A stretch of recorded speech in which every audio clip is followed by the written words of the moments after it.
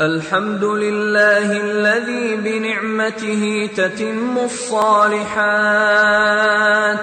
مجيب الدعوات، رفيع الدرجات،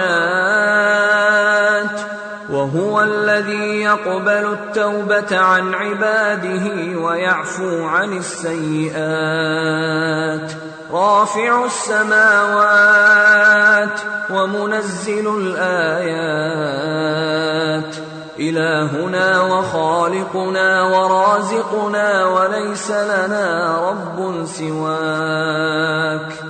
اللهم انفعنا وارفعنا بالقرآن العظيم الذي رفعت مكانه وأيدت سلطانه، وقلت يا أعز من قائل سبحانه، فإذا قرأناه فاتبع قرآنه، ثم إن علينا بيانه. أحسن كتبك نظاما، وأفصحها كلاما، وأبينها حلالا وحراما.